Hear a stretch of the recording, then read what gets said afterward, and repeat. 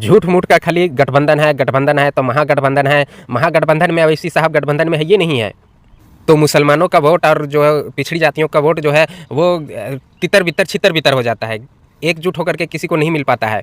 ये मुसलमानों का वोट खा करके और राजनीति की रोटियां सेकेंगे और ना तो आपको अवैसी साहब का चेहरा नज़र आएगा गठबंधन में, ना तो कोई प्रत्याशी के तौर के ऊपर कोई मुसलमान चेहरा नज़र आएगा। कम से कम मुसलमान बहुमत इलाकों के अंदर तो मुसलमान चेहरा को खड़ा होना चाहिए, लेकिन वो भी नज़र नहीं आएगा। तो भाई मुसलमानों का वोट आपको कब तक मिलेगा?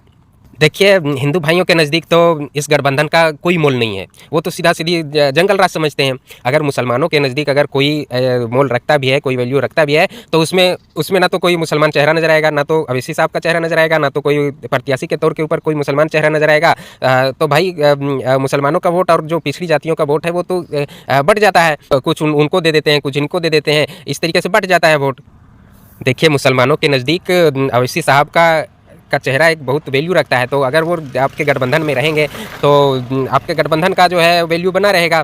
बाद में वो कहेंगे कि वोट जिनको भी आप देंगे पहले देख लेना कि सरकार बना सकते हैं कि नहीं बना सकते हैं। और भाई अवैसी साहब सरकार नहीं बना सकते हैं, छोटा पार्टी है, नहीं बना सकते हैं सरकार, लेकिन उनके बिना आपका भी सरकार नहीं बनने वाला है। यही हालत आगे भी अगर इसी तरीके से चलता रहे तो आगे भी यही हालत रहेगा। आप देखते हैं चाहे विधानसभा का चुनाव हो, चाहे लोकसभा का चुनाव हो, हर चुनाव के अंदर यही होता है, यही हालत है गठबंधन का। ना वो क्या है कि गठबंधन मिडिल मैन बन के रह जाता है, ना तो उधर का रह पाता है, ना तो इधर का रह पाता है। हिंदू भाई तो सीधा सीधी जंगल राज समझ लेते हैं। मुसलमान के नज़दीक अगर कुछ वैल्यू रखता भी है तो उसमें कोई मुसलमान प्रत्याशी नज़र नहीं आएगा, तो वो मिडिल मैन बन के रह जाते हैं। ना तो उधर का रह पाते, ना तो इधर का रह पाते हैं। सरकार वो तो नहीं बना सकते, लेकिन उनके बिना आप भी सरकार नहीं बना सकते हैं। तो आप उनको गठबंधन में क्यों नहीं रख लेते हैं?